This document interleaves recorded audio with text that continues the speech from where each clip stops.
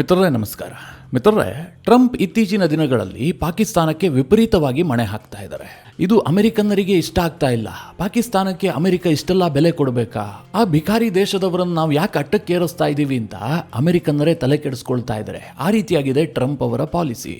ಆದರೆ ಮಿತ್ರರೇ, ಟ್ರಂಪ್ ಅವರ ಈ ಪಾಲಿಸಿಗೆ ಭಾರತ ಟಕ್ಕರ್ ಕೊಡ್ತಾ ಇದೆ.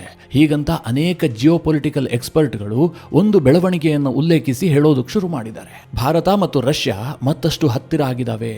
1971ರಲ್ಲಿ ಭಾರತ ಮತ್ತು ರಷ್ಯಾದ ನಡುವೆ ಒಂದು ಒಪ್ಪಂದ ಇತ್ತಲ್ಲ, ಆ ಹಂತದ ಒಪ್ಪಂದ ಮತ್ತೆ ಆಗಿದೆ ಅಂತ ಜಿಯೋಪೊಲಿಟಿಕಲ್ ಎಕ್ಸ್ಪರ್ಟ್ಗಳು ಹೇಳೋದಕ್ಕೆ ಶುರು ಮಾಡಿದ್ದಾರೆ. ನಿಮಗೆಲ್ಲ ಗೊತ್ತಿರಬಹುದು 1971ರಲ್ಲಿ ಭಾರತ ಮತ್ತು ರಷ್ಯಾದ ನಡುವೆ ಯಾವ ರೀತಿಯಾದಂತಹ ಒಪ್ಪಂದ ಇತ್ತು ಅಂತ. ಭಾರತದ ಮೇಲೆ ದಾಳಿ ಆಗಿದ್ದೇ ಆದರೆ ರಷ್ಯಾ ಅದನ್ನು ತನ್ನ ಮೇಲಿನ ದಾಳಿ ಅಂತ ಪರಿಗಣಿಸ್ತಾ ಇತ್ತು. ಭಾರತದ ರಕ್ಷಣೆಗೆ ರಷ್ಯಾ ಸೈನಿಕವಾಗಿ ಬರ್ತಾ ಇತ್ತು. ಈಗ ಮತ್ತೆ ಅಂತಹ ಒಪ್ಪಂದವನ್ನು ಭಾರತ ಮಾಡಿಕೊಂಡಿದೆ ಅಂತ ಜಿಯೋಪೊಲಿಟಿಕಲ್ ಎಕ್ಸ್ಪರ್ಟ್ಗಳು ಹೇಳ್ತಾ ಇದ್ದಾರೆ. ಅವರು ಯಾವ ಒಪ್ಪಂದವನ್ನು ಉಲ್ಲೇಖಿಸಿ ಹೇಳ್ತಾ ಇದ್ದಾರೆ ಕೇಳಿದ್ರೆ, ರೆಲಾಸ್ ಒಪ್ಪಂದ. ನಿಮ್ಗೆ ಅನಿಸಬಹುದು, ರೆಲಾಸ್ ಒಪ್ಪಂದ ಇನ್ನೂ ಕೂಡ ನೆನೆಗುದಿಗೆ ಬಿದ್ದಿದೆಯಲ್ಲ, ಅದೆಲ್ಲಿ ಮುಗಿದಿದೆ ಅಂತ. ಇಲ್ಲ ಮಿತ್ರರೇ, ಹೆಚ್ಚು ಸದ್ದು ಮಾಡದೆ ಭಾರತ ಆ ಒಪ್ಪಂದವನ್ನು ಮಾಡಿ ಮುಗಿಸಿದೆ. ಆ ಒಪ್ಪಂದದ ಪ್ರಕಾರ ರಷ್ಯಾದಿಂದ 3,000 ಸೈನಿಕರು, ನೇವಿ ಶಿಪ್ಗಳು, ಏರ್ಕ್ರಾಫ್ಟ್ಗಳು ಭಾರತಕ್ಕೆ ಬಂದು ಲ್ಯಾಂಡ್ ಆಗ್ತವೆ. ಇದೆಲ್ಲದೂ ಕೂಡ ಭಾರತದಲ್ಲೇ ಸ್ಟೇಷನ್ ಆಗಿರುತ್ತೆ. ಅದೇ ಪ್ರಮಾಣದಲ್ಲಿ ಭಾರತದ ಸೈನಿಕರು, ಭಾರತದ ಯುದ್ಧ ಹಡಗು ಜೊತೆಗೆ ಭಾರತದ ಫೈಟರ್ ಜೆಟ್ಗಳು ರಷ್ಯಾಗೂ ಕೂಡ ಹೋಗ್ತವೆ. ಅದು ಪರ್ಮನೆಂಟ್ ಆಗಿ ಅಲ್ಲೇ ನೆಲೆಸಿರುತ್ತೆ. ಒಂದು ವೇಳೆ ಭಾರತ ಮತ್ತು ರಷ್ಯಾದ ನಡುವೆ ಅದನ್ನು ಬಳಸುವಂತಹ ಅನಿವಾರ್ಯತೆ ಸೃಷ್ಟಿಯಾದರೆ ಬಳಕೆಯೂ ಕೂಡ ಆಗತ್ತೆ. ಮಿತ್ರರೇ, ಒಂದು ವೇಳೆ ಯುದ್ಧ ಏನಾದರೂ ಇಲ್ಲ ಅಂತಾಗಿದ್ರೆ, ಇರಾನ್ ಮತ್ತು ಅಮೆರಿಕದ ನಡುವೆ ಈ ಪರಿಸ್ಥಿತಿ ಇರಲಿಲ್ಲ ಅಂತಾಗಿದ್ರೆ, ಇದು ಭಾರತದಲ್ಲಿ ಬಹಳ ಮಟ್ಟಿಗೆ ಸದ್ದು ಮಾಡ್ತಾ ಇತ್ತು. ನಮ್ಮ ಮಾಧ್ಯಮಗಳು ಬಹಳ ದೊಡ್ಡ ಮಟ್ಟದಲ್ಲಿ ಚರ್ಚೆ ಮಾಡ್ತಾ ಇದ್ವು. ಆದರೆ ಈ ಯುದ್ಧದ ಕಾರಣದಿಂದಾಗಿ ಹೆಚ್ಚು ಚರ್ಚೆ ಆಗ್ತಾ ಇಲ್ಲ. ಆದರೂ ಸಹ ಇದೊಂದು ಬಹಳ ಇಂಪಾರ್ಟೆಂಟ್ ಆದಂತಹ ಬೆಳವಣಿಗೆ.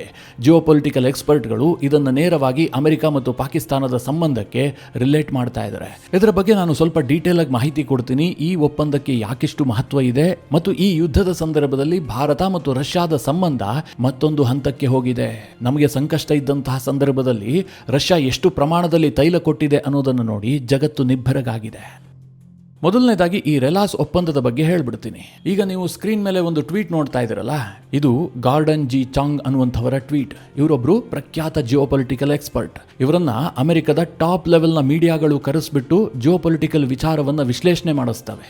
ಅಂತಹ ಒಬ್ಬ ಜಿಯೋಪೊಲಿಟಿಕಲ್ ಎಕ್ಸ್ಪರ್ಟ್ ಇವರು ಈ ಟ್ವೀಟ್ ನಲ್ಲಿ ಏನ್ ಹೇಳಿದ್ದಾರೆ ಅಂತಂದ್ರೆ, Washington till to terrorism sponsoring Pakistan has some bad consequences. ಇದರ ಅರ್ಥ ಏನು ಕೇಳಿದ್ರೆ, ಅಮೆರಿಕ ಈ ಟೆರರಿಸಂ ಅನ್ನ ಸ್ಪಾನ್ಸರ್ ಮಾಡ್ತಾ ಇರುವಂತಹ ಪಾಕಿಸ್ತಾನಕ್ಕೆ ಹತ್ತಿರ ಆಗ್ತಾ ಇದ್ದ ಹಾಗೆ ಇಂತಹ ಕೆಲ ಬ್ಯಾಡ್ ಕಾನ್ಸಿಕ್ವೆನ್ಸಸ್ಗಳು ನಿರ್ಮಾಣ ಆಗ್ತವೆ ಅಂತ. ಯಾವುದನ್ನ ಅವರು ಬ್ಯಾಡ್ ಕಾನ್ಸಿಕ್ವೆನ್ಸಸ್ ಅಂತ ಹೇಳ್ತಾ ಇದ್ದಾರೆ ಕೇಳಿದ್ರೆ, ಇದೆ ಭಾರತ ಮತ್ತು ರಷ್ಯಾ ಹೊಸ ಫಾರ್ಮ್ಯಾಟ್ನ ಮಿಲಿಟರಿ ಕೋಆಪರೇಷನ್ಗೆ ಒಪ್ಪಿಗೆ ಸೂಚಿಸಿದವೆ. ಅಂತಹ ಒಪ್ಪಂದ ಆಗಿದೆ ಎನ್ನುವಂತಹ ಸುದ್ದಿಗೆ ಮಿತ್ರರೇ, ರಷ್ಯಾ ಮತ್ತು ಭಾರತದ ನಡುವೆ ಆದಂತಹ ಈ ಹೊಸ ಫಾರ್ಮ್ಯಾಟ್ನ ಮಿಲಿಟರಿ ಒಪ್ಪಂದಗಳಿದೆಯಲ್ಲ, ಇದು ಭಾರತಕ್ಕೇನು ಕೆಟ್ಟ ಪರಿಣಾಮ ಅಲ್ಲ ಅಥವಾ ರಷ್ಯಾಗೂ ಕೆಟ್ಟ ಪರಿಣಾಮ ಅಲ್ಲ. ಇಲ್ಲಿ ಗಾರ್ಡನ್ ಜಿ ಚಾಂಗ್ ಹೇಳ್ತಾ ಇರುವಂತಹದ್ದು, ಇದು ಅಮೆರಿಕಾಗೆ ಕೆಟ್ಟ ಪರಿಣಾಮ.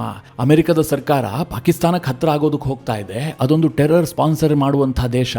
ಅತ್ತ ಕಡೆಯಲ್ಲಿ ಭಾರತದಂತಹ ದೇಶ ಸೈನಿಕವಾಗಿ ರಷ್ಯಾಗೆ ಹತ್ತಿರ ಆಗ್ತಾ ಇದೆ ಅಂತ ಅವರು ಎಚ್ಚರಿಸ್ತಾ ಇದ್ದಾರೆ. ಮಿತ್ರರೇ, ಈ ಆತಂಕ ಅಮೆರಿಕದಲ್ಲಿ ಹೆಚ್ಚಾಗೋದಕ್ಕೆ ಕಾರಣ ಏನು? ಭಾರತ ಅಂತಹ ಯಾವ ಒಪ್ಪಂದವನ್ನು ಮಾಡಿಕೊಂಡಿದೆ ಕೇಳಿದ್ರೆ, ಆ ಒಪ್ಪಂದದ ಹೆಸರೇ ರೆಲಾಸ್ ಒಪ್ಪಂದ. ಪುತಿನ್ 2025ರ ಅಂತ್ಯದಲ್ಲಿ ಭಾರತ ಪ್ರವಾಸ ಮಾಡಿದ್ರಲ್ಲ, ಆ ಸಂದರ್ಭದಲ್ಲೇ ಈ ರೆಲಾಸ್ ಒಪ್ಪಂದ ಆಗತ್ತೆ ಅಂತ ಚರ್ಚೆಗಳಾಗಿದ್ವು. ಮಾಧ್ಯಮಗಳು ಆ ರೀತಿಯ ಸುದ್ದಿಗಳನ್ನು ಪ್ರಕಟಿಸಿದ್ವು. ಆದರೆ ಆ ಸಂದರ್ಭದಲ್ಲಿ ಒಪ್ಪಂದ ಫೈನಲ್ ಆಗಿದ್ರೂ ಕೂಡ ಅದನ್ನು ಘೋಷಿಸಿರಲಿಲ್ಲ. ಎರಡೂ ದೇಶಗಳು ಕೂಡ ಹೈಡ್ ಮಾಡಿದ್ವು. ಆದರೆ ಈ ಸಂದರ್ಭದಲ್ಲಿ ಎರಡೂ ದೇಶಗಳು ಕೂಡ ಈ ರೆಲಾಸ್ ಒಪ್ಪಂದವನ್ನ ಜಾರಿಗೆ ತರೋದಕ್ಕೆ ಮುಂದಾಗಿದ್ದಾವೆ. ಈ ಒಪ್ಪಂದ ಏನ್ ಹೇಳುತ್ತೆ? ಇದು ಜಾರಿಗೊಂಡಿದ್ದೆ ಆದರೆ ಏನು ಪರಿಣಾಮ ಆಗುತ್ತೆ ಕೇಳಿದ್ರೆ, ಈ ಒಪ್ಪಂದದ ಪ್ರಕಾರ ರಷ್ಯಾದ 3,000 ಸೈನಿಕರು ಭಾರತದಲ್ಲಿ ಬಂದು ಸ್ಟೇಷನ್ ಆಗ್ತಾರೆ. ಅಂದ್ರೆ ಅವ್ರು ಇಲ್ಲೇ ಇರ್ತಾರೆ ಪರ್ಮನೆಂಟ್ ಆಗಿ. ಹಾಗೆ ರಷ್ಯಾದ ನೇವಿಯ 5 ಯುದ್ಧ ನೌಕೆಗಳು ಭಾರತಕ್ಕೆ ಬರುತ್ತೆ. ಹಾಗೆ ರಷ್ಯಾದ 10 ಏರ್ಕ್ರಾಫ್ಟ್ಗಳು, ಅದರಲ್ಲಿ ಫೈಟರ್ ಜೆಟ್ಗಳು ಇರಬಹುದು, ಬೇರೆ ಮಾದರಿಯ ಏರ್ಕ್ರಾಫ್ಟ್ಗಳು ಕೂಡ ಇರಬಹುದು, ಅವು ಭಾರತಕ್ಕೆ ಬರ್ತವೆ. ಭಾರತದಲ್ಲೇ ಸ್ಟೇಷನ್ ಆಗಿರ್ತವೆ. ಇದೇ ಪ್ರಮಾಣದಲ್ಲಿ ಭಾರತದ ಸೈನಿಕರು, ಭಾರತದ ಯುದ್ಧ ನೌಕೆಗಳು ಮತ್ತು ಭಾರತದ ಫೈಟರ್ ಜೆಟ್ಗಳು ರಷ್ಯಾಗೂ ಕೂಡ ಹೋಗಿರ್ತವೆ. ಇದು ನೆಕ್ಸ್ಟ್ ಲೆವೆಲ್ನ ಡಿಫೆನ್ಸ್ ಕೋಆಪರೇಷನ್. ಇದಕ್ಕೆ ಕೆಲವರು ಒಂದು ಕೌಂಟರ್ ರೀತಿಯಲ್ಲಿ ಒಂದು ಮಾತನ್ನ ಹೇಳಬಹುದು. ಅದೇನು ಕೇಳಿದ್ರೆ, ಅಮೆರಿಕದ ಜೊತೆಗೂ ಕೂಡ ಭಾರತ ಲೆಮುವಾದಂತಹ ಒಪ್ಪಂದವನ್ನ ಮಾಡಿಕೊಂಡಿದೆ. ಈ ಲೆಮುವಾ ಒಪ್ಪಂದದ ಪ್ರಕಾರ ಭಾರತ ಅಮೆರಿಕದ ಸೇನೆಗೆ ಲಾಜಿಸ್ಟಿಕ್ ಸಪೋರ್ಟ್ ಕೊಡುವಂತ ನಿರ್ಧಾರ ಕೈಗೊಂಡಿದೆ. ಅಮೆರಿಕ ಬಯಸಿದ್ದೇ ಆದ್ರೆ ಭಾರತದ ಪೋರ್ಟ್ಗಳಿರಬಹುದು, ಭಾರತದ ಏರ್ ಬೇಸ್ಗಳಿರಬಹುದು, ಇದನ್ನ ಅವರು ಬಳಸ್ಕೊಳ್ಬಹುದು. ಆ ರೀತಿಯ ಒಪ್ಪಂದ ಇದೆಯಲ್ಲ ಅಂತ ಮಿತ್ರರೇ, ಅದೆಲ್ಲವೂ ಕೂಡ ಸೀಮಿತವಾದಂತಹ ಒಪ್ಪಂದ. ಅಮೆರಿಕ ಭಾರತದ ಪೋರ್ಟ್ಗಳನ್ನು ಬಳಸ್ಕೊಳ್ಬೇಕಾದ್ರೆ ಅಥವಾ ಭಾರತದ ಏರ್ಪೋರ್ಟ್ಗಳನ್ನು ಬಳಸ್ಕೊಳ್ಬೇಕಾದ್ರೆ ಭಾರತದ ಪರ್ಮಿಷನ್ ಅಗತ್ಯತೆ ಇರುತ್ತೆ. ಈಗ ಇರಾನ್ ವಿರುದ್ಧ ಯುದ್ಧ ಆಗ್ತಾ ಇದೆಯಪ್ಪ. ಈ ಸಂದರ್ಭದಲ್ಲಿ ಭಾರತ ಮತ್ತು ಅಮೆರಿಕದ ನಡುವೆ ಲೆಮುವಾ ಒಪ್ಪಂದ ಇದೆ. ನಾವು ನಮ್ಮ ಫೈಟರ್ ಜೆಟ್ಗಳನ್ನು ಭಾರತದಲ್ಲಿ ತಂದು ಲ್ಯಾಂಡ್ ಮಾಡ್ತೀವಿ ಅಂತಂದ್ರೆ ಭಾರತ ಅವಕಾಶ ಕೊಡೋದಿಲ್ಲ. ಏನೋ ಅವರು ಹಿಂದೂ ಮಹಾಸಾಗರದಲ್ಲಿ ಅಮೆರಿಕದ ಯಾವುದೋ ಒಂದು ನೇವಿ ಶಿಪ್ ಹೋಗ್ತಾ ಇರುತ್ತೆ, ಏನೋ ಸಮಸ್ಯೆ ಆಗುತ್ತೆ. ಆ ಸಂದರ್ಭದಲ್ಲಿ ಭಾರತ ಬೇಕಾದರೆ ಲಾಜಿಸ್ಟಿಕ್ ಸಪೋರ್ಟನ್ನು ಕೊಡುತ್ತೆ. ಅದಕ್ಕಿಂತ ಹೆಚ್ಚಾಗಿ ಯುದ್ಧದಂತಹ ಸನ್ನಿವೇಶದಲ್ಲಿ ಈ ಒಪ್ಪಂದಕ್ಕೆ ಹೆಚ್ಚಿಗೆ ಮಹತ್ವವೇ ಇಲ್ಲ. ಆದರೆ ರಷ್ಯಾ ಜೊತೆಗೆ ಭಾರತ ಈಗ ಮಾಡಿಕೊಂಡಂತಹ ರೆಲಾಸ್ ಒಪ್ಪಂದ ಇದೆಯಲ್ಲ, ಇದು ಸೈನಿಕ ಸಹಕಾರ ಒಪ್ಪಂದ. ಭಾರತದ ಸೈನಿಕರು ರಷ್ಯಾದಲ್ಲಿರ್ತಾರೆ, ರಷ್ಯಾದ ಸೈನಿಕರು ಭಾರತದಲ್ಲಿರ್ತಾರೆ. ಬಹಳ ಇಂಪಾರ್ಟೆಂಟ್ ಸಿಚುವೇಶನ್ ಬಂತಪ್ಪ. ಸಡನ್ ಆಗಿ ಭಾರತಕ್ಕೊಂದು ಯುದ್ಧದಂತಹ ಸನ್ನಿವೇಶ ನಿರ್ಮಾಣ ಆಯಿತು. ಆಗ ಭಾರತಕ್ಕೆ ಬಾಹ್ಯ ಶಕ್ತಿಯ ಅವಶ್ಯಕತೆ ಉಂಟಾಯಿತು. ರಷ್ಯಾ ಇಮಿಡಿಯೇಟ್ ರೆಸ್ಪಾನ್ಸ್ ಮಾಡುತ್ತೆ ಅದಕ್ಕೆ. ಹಾಗೆ ಯಾವುದೋ ಒಂದು ದೊಡ್ಡ ರೆಸ್ಕ್ಯೂ ಮಿಷನ್ ಅನ್ನು ಕೈಗೆತ್ಕೊಳ್ಬೇಕಪ್ಪ. ಆ ಸಂದರ್ಭದಲ್ಲೂ ಕೂಡ ರಷ್ಯಾ ಭಾರತಕ್ಕೆ ಸಹಾಯ ಮಾಡುತ್ತೆ, ರಷ್ಯಾಗೆ ಭಾರತ ಸಹಾಯ ಮಾಡುತ್ತೆ. ಇದರ ಜೊತೆಗೆ ಯುದ್ಧಾಭ್ಯಾಸಗಳು. ನಿಮಗೆಲ್ಲ ಗೊತ್ತಿರುವ ಹಾಗೆ ಭಾರತ ಮತ್ತು ರಷ್ಯಾದ ನಡುವೆ ಆಗಾಗ ಅನೇಕ ಯುದ್ಧಾಭ್ಯಾಸಗಳು ನಡೀತಾ ಇರ್ತವೆ. ಇಷ್ಟು ದಿನ ಏನಾಗ್ತಾ ಇತ್ತು, ರಷ್ಯಾದ ಸೇನೆ ಭಾರತಕ್ಕೆ ಬರಬೇಕಾಗಿತ್ತು, ಭಾರತದ ಸೇನೆ ರಷ್ಯಾಗೆ ಹೋಗಬೇಕಾಗಿತ್ತು. ಆದರೆ ಇನ್ನು ಮುಂದೆ ಹಾಗಾಗೋದಿಲ್ಲ. ಯಾವಾಗ ಬೇಕಾದರೂ ಇಂತಹ ಯುದ್ಧಾಭ್ಯಾಸವನ್ನು ಕೈಗೆತ್ಕೊಳ್ಬಹುದು. ಯಾಕೆ ಕೇಳಿದ್ರೆ ರಷ್ಯಾದ ಸೈನಿಕರು ಭಾರತದಲ್ಲೇ ಇರ್ತಾರೆ, ಅವರ ಮಿಲಿಟರಿ ಇಕ್ವಿಪ್ಮೆಂಟ್ಗಳು ಭಾರತದಲ್ಲೇ ಇರ್ತವೆ. ಹೀಗಾಗಿ ಆಗಾಗ ಈ ಟ್ರಾನ್ಸ್ಪೋರ್ಟೇಷನ್ ಏನಿದೆ, ಅದರಿಂದ ಆಗುವಂತಹ ಖರ್ಚೇನಿದೆ, ಇದನ್ನು ಕಡಿಮೆ ಮಾಡುವಂತಹ ಉದ್ದೇಶವನ್ನೂ ಕೂಡ ಎರಡೂ ದೇಶಗಳು ಇಟ್ಕೊಂಡಿದ್ದಾವೆ. ಇದೆಲ್ಲವೂ ಏನನ್ನು ಸೂಚಿಸ್ತಾ ಇದೆ ಅಂತಂದರೆ ಭಾರತ ಮತ್ತು ರಷ್ಯಾದ ನಡುವೆ ಡಿಫೆನ್ಸ್ ಕೋಆಪರೇಷನ್ ನೆಕ್ಸ್ಟ್ ಲೆವೆಲ್ಗೆ ಹೋಗ್ತಾ ಇದೆ ಅಂತ. ಇದರಿಂದ ಭಾರತಕ್ಕಾಗುವಂತಹ ಬಹಳ ದೊಡ್ಡ ಲಾಭ ಏನು ಕೇಳಿದ್ರೆ ಆರ್ಟಿಕ್ ಸೀನ ಆಕ್ಸೆಸ್. ಭೂಗೋಳದ ಉತ್ತರ ಧ್ರುವದಲ್ಲಿರುವಂತಹ ಆರ್ಟಿಕ್ ಸಮುದ್ರ ಇದೆಯಲ್ಲ, ಅಲ್ಲಿಗೂ ಭಾರತಕ್ಕೂ ಏನು ಸಂಬಂಧವೇ ಇರಲಿಲ್ಲ. ಆದರೆ ಇನ್ನು ಮುಂದೆ ಸಂಬಂಧ ಇರುತ್ತೆ. ಯಾಕೆ ಕೇಳಿದ್ರೆ ಈ ಒಪ್ಪಂದದ ಪ್ರಕಾರವಾಗಿ ಭಾರತಕ್ಕೆ ರಷ್ಯಾದ ಮುರ್ಮಾನ್ಸಿಕ್ ಪೋರ್ಟ್ ಏನಿದೆ ಅದರ ಆಕ್ಸೆಸ್ ಸಿಗುತ್ತೆ. ಅಲ್ಲಿಗೆ ಭಾರತದ ನೇವಿ ಹೋಗುತ್ತೆ, ಅಲ್ಲಿ ಭಾರತದ ನೇವಿಯ ಪ್ರೆಸೆನ್ಸ್ ಇರುತ್ತೆ. ಇದು ಫಿನ್ಲ್ಯಾಂಡ್ನ ಪಕ್ಕದಲ್ಲೇ ಇರುವಂತಹ ಬಹಳ ಇಂಪಾರ್ಟೆಂಟ್ ಆದಂತಹ ಒಂದು ಪೋರ್ಟ್. ಇವತ್ತು ಭಾರತ ಅಮೆರಿಕ, ಚೈನಾ, ರಷ್ಯಾದಂತೆ ಒಂದು ಬ್ಲೂ ವಾಟರ್ ನೇವಿಯನ್ನು ಬಿಲ್ಡ್ ಮಾಡಬೇಕು ಅಂತ ಯತ್ನ ಮಾಡ್ತಾ ಇದೆ. ಭಾರತ ತನ್ನ ನೇವಿಗೆ ವಿಪರೀತವಾಗಿ ಕಾನ್ಸಂಟ್ರೇಟ್ ಮಾಡ್ತಾ ಇದೆ. ಇಂತಹ ಸನ್ನಿವೇಶದಲ್ಲಿ ಮುನ್ಮಾನ್ಸಿಕ್ ಅನ್ನುವಂತಹ ಒಂದು ಇಂಪಾರ್ಟೆಂಟ್ ಲೊಕೇಶನ್ ನಲ್ಲಿರುವಂತಹ, ಅದರಲ್ಲೂ ಆರ್ಟಿಕ್ ಸೀ ನಲ್ಲಿರುವಂತಹ ಒಂದು ಪೋರ್ಟ್ನ ಆಕ್ಸೆಸ್ ಸಿಗೋದಿದೆಯಲ್ಲ, ಇದು ಬಹಳ ದೊಡ್ಡ ವಿಚಾರ. ಈ ರೆಲಾಸ್ ಅಗ್ರಿಮೆಂಟ್ ಇದೆಯಲ್ಲ, ಇವತ್ತಲ್ಲ ನಾಳೆ ಭಾರತ ಮತ್ತು ರಷ್ಯಾದ ನಡುವೆ ಆಗಿಯೇ ಆಗತ್ತೆ ಅಂತ ಎಲ್ಲರೂ ಊಹೆ ಮಾಡಿದ್ರು. ಆದರೆ ಈಗ ಇದಕ್ಕೆ ಯಾಕಿಷ್ಟು ಮಹತ್ವ ಬರ್ತಾ ಇದೆ ಕೇಳಿದ್ರೆ ಟೈಮಿಂಗ್. ನಿಮಗೆಲ್ಲ ಗೊತ್ತಿರುವ ಹಾಗೆ ಒಂದು ಕಡೆ ಇರಾನ್ ವಿರುದ್ಧವಾಗಿ ಅಮೆರಿಕ ಯುದ್ಧ ಮಾಡ್ತಾ ಇದೆ. ಇದೇ ಸಂದರ್ಭದಲ್ಲಿ ಪಾಕಿಸ್ತಾನವನ್ನ ಅಮೆರಿಕ ತಲೆ ಮೇಲೆ ಹೊತ್ಕೊಂಡು ಮೆರೆಸ್ತಾ ಇದೆ. ಇದಕ್ಕೆ ಕೌಂಟರ್ ಕೊಡೋದಕ್ಕೋಸ್ಕರವಾಗಿ ಭಾರತ ಮತ್ತು ರಷ್ಯಾ ಇದೇ ಸಂದರ್ಭದಲ್ಲಿ ಈ ರೆಲಾಸ್ ಅಗ್ರಿಮೆಂಟ್ ಅನ್ನ ಘೋಷಣೆ ಮಾಡಿದವೆ ಅಂತ ಡಿಫೆನ್ಸ್ ಎಕ್ಸ್ಪರ್ಟ್ಗಳು ಹೇಳ್ತಾ ಇದ್ದಾರೆ. ಮಿತ್ರರೇ, ಆದರೆ ನಾನು ಈ ವಾದಕ್ಕೆ ಹೆಚ್ಚಿಗೆ ಮಹತ್ವವನ್ನು ಕೊಡೋದಿಲ್ಲ. ಭಾರತ ಮತ್ತು ರಷ್ಯಾದ ಸಂಬಂಧ ಹಿಂದೆಯೂ ಗಟ್ಟಿಯಾಗಿತ್ತು, ಮುಂದೆಯೂ ಗಟ್ಟಿಯಾಗಿರುತ್ತೆ. ಇದು ಯಾವುದೋ ಒಂದು ಪರ್ಟಿಕ್ಯುಲರ್ ಇನ್ಸಿಡೆಂಟ್ಗೆ ಸೀಮಿತವಾಗಿ ನಾನಂತೂ ನೋಡೋದಕ್ಕೆ ಇಷ್ಟಪಡೋದಿಲ್ಲ. ಆದರೆ ಅಮೆರಿಕದ ಎಕ್ಸ್ಪರ್ಟ್ಗಳು ಇದನ್ನ ಲಿಂಕ್ ಮಾಡ್ತಾ ಇದ್ದಾರೆ. ನಮ್ಮ ದೇಶದ ಆಡಳಿತ ಪಾಕಿಸ್ತಾನಕ್ಕೆ ಹತ್ರ ಆಗ್ತಿದ್ದ ಹಾಗೆ ಭಾರತ ರಷ್ಯಾಗೆ ಇನ್ನೂ ಹತ್ರ ಆಗುತ್ತೆ ಅಂತ. ಅಮೆರಿಕದ ಎಕ್ಸ್ಪರ್ಟ್ಗಳು ಹಾಗೆ ಯೋಚನೆ ಮಾಡೋದಿದೆಯಲ್ಲ, ಇದು ಭಾರತಕ್ಕೆ ಒಳ್ಳೇದೇ. ಅವರು ಅದೇ ರೀತಿಯಾಗಿ ಯೋಚನೆ ಮಾಡ್ತಾನೆ ಇರಲಿ. ಈ ನಡುವೆ ಒಂದು ಇಂಪಾರ್ಟೆಂಟ್ ಡೇಟಾ ರಿಲೀಸ್ ಆಗಿದೆ, ಅದು ಕೂಡ ಬಹಳ ಇಂಪಾರ್ಟೆಂಟ್. ಈ ಇರಾನ್ ವಿರುದ್ಧವಾಗಿ ಅಮೆರಿಕ ಯುದ್ಧ ಆರಂಭಿಸುತ್ತಿದ್ದ ಹಾಗೆ ಹರ್ಮೋಜ್ನಲ್ಲಿ ಸಾಕಷ್ಟು ಸಮಸ್ಯೆ ಉಂಟಾಯಿತು. ಹರ್ಮೋಜ್ನಲ್ಲಿ ತೈಲ ಸಂಚಾರ ಇದೆಯಲ್ಲ, ಇದು ಟೋಟಲಿ ಬಂದ್ ಆಗುವ ಹಂತಕ್ಕೆ ಹೋಗ್ಬಿಡ್ತು. ಭಾರತಕ್ಕೆ ಆ ಸಂದರ್ಭದಲ್ಲಿ ಕೊಂಚ ಹೆಚ್ಚೇ ಟೆನ್ಷನ್ ಆಯಿತು. ಯಾಕೆ ಕೇಳಿದ್ರೆ ನಾವು ಹರ್ಮೋಜ್ ಮೇಲೆ ವಿಪರೀತವಾಗಿ ಡಿಪೆಂಡ್ ಆಗಿದ್ವಿ. ನಮಗೆ ತೈಲ ಅಲ್ಲಿಂದ ಬರಬೇಕು, ಗ್ಯಾಸ್ ಅಲ್ಲಿಂದಲೇ ಬರಬೇಕು, ಬಹಳ ದೊಡ್ಡ ವ್ಯಾಪಾರ ಇತ್ತು. ಹೀಗಾಗಿ ಹರ್ಮೋಜ್ ಬಂದ್ ಆಗಿದ್ದೆ ಆದರೆ ಭಾರತದಲ್ಲಿ ಎನರ್ಜಿ ಕ್ರೈಸಿಸ್ ಆಗಬಹುದು ಅಂತ ಬಹುತೇಕರು ವ್ಯಾಖ್ಯಾನ ಮಾಡ್ತಾ ಇದ್ರು. ಆ ಸಂದರ್ಭದಲ್ಲಿ ಭಾರತದ ಸಹಾಯಕ್ಕೆ ಬಂದಿದ್ದು ಇದೇ ರಷ್ಯಾ.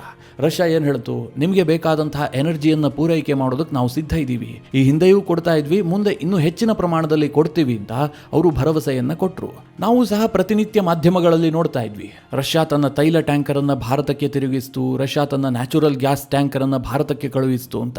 ಆದರೆ ಯಾವ ಪ್ರಮಾಣದಲ್ಲಿ ಭಾರತಕ್ಕೆ ರಷ್ಯಾದ ತೈಲ ಬಂದಿದೆ ಅಂತ ಗೊತ್ತಾಗಿರಲಿಲ್ಲ ಅಲ್ವಾ. ಈಗ ಆ ಮಾಹಿತಿ ಕೂಡ ಹೊರಬಂದಿದೆ.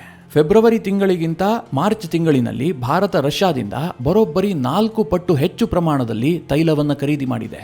ಅಂದರೆ ನಿಮಗೆ ಅರ್ಥ ಆಗುವಾಗ ಹೇಳಬೇಕು ಅಂತಂದರೆ, ನಾವು ಫೆಬ್ರವರಿ ತಿಂಗಳಿನಲ್ಲಿ ರಷ್ಯಾದಿಂದ 1 ಬ್ಯಾರಲ್ ಕಚ್ಚಾ ತೈಲವನ್ನು ಖರೀದಿ ಮಾಡ್ತಾ ಇದ್ವಿ ಅಂತಂದರೆ ಅದು ಮಾರ್ಚ್ ತಿಂಗಳಿನಲ್ಲಿ 4 ಬ್ಯಾರಲ್ಗೆ ಏರಿಕೆ ಆಗಿದೆ. ಭಾರತ 2026ರ ಫೆಬ್ರವರಿ ತಿಂಗಳಿನಲ್ಲಿ ಒಟ್ಟು $1.8 ಬಿಲಿಯನ್ ಮೊತ್ತದ ಕಚ್ಚಾ ತೈಲ ಮತ್ತು ಕೋಲನ್ನು ಖರೀದಿ ಮಾಡಿತ್ತು. ಅದೇ ಮಿತ್ರರೇ, ಮಾರ್ಚ್ ತಿಂಗಳಿನಲ್ಲಿ ಭಾರತ ಖರೀದಿ ಮಾಡಿದಂತಹ ಕೋಲ್ ಮತ್ತು ಕಚ್ಚಾ ತೈಲದ ಪ್ರಮಾಣ $6.6 ಬಿಲಿಯನ್.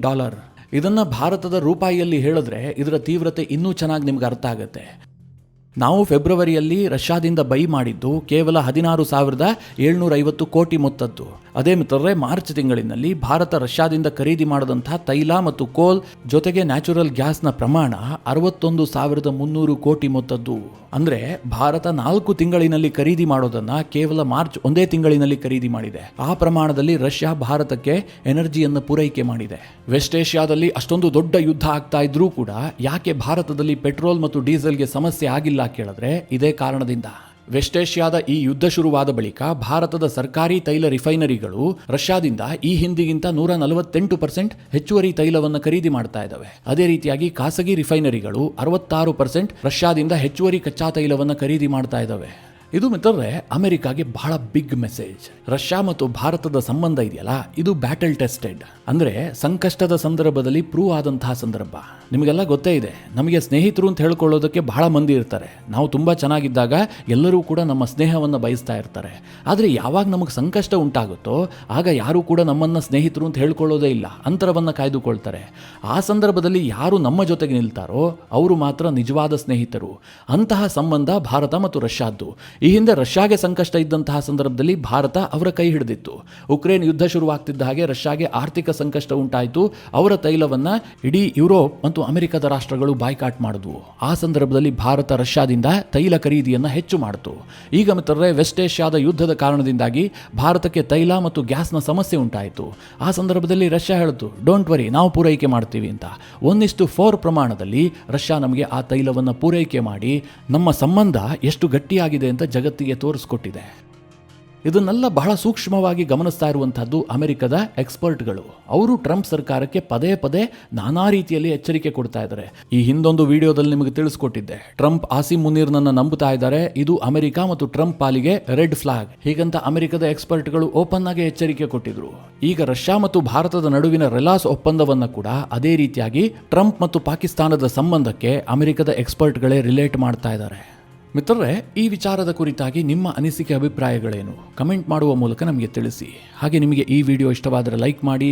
ಜೊತೆಗೆ ನೀವಿನ್ನೂ ನಿಮ್ಮ ನೆಚ್ಚಿನ ಸಂಸ್ಕಾರ ಸೌರಭ ಯೂಟ್ಯೂಬ್ ಚಾನಲ್ನ ಸಬ್ಸ್ಕ್ರೈಬ್ ಮಾಡಿಲ್ಲ ಅಂತಾದರೆ ಈ ಕೂಡಲೇ ಸಬ್ಸ್ಕ್ರೈಬ್ ಮಾಡಿ. ಮುಂದಿನ ಎಲ್ಲ ಅಪ್ಡೇಟ್ಗಳ ನೋಟಿಫಿಕೇಷನ್ಗಾಗಿ ಬೆಲ್ ಐಕಾನ್ ಒತ್ತಿ.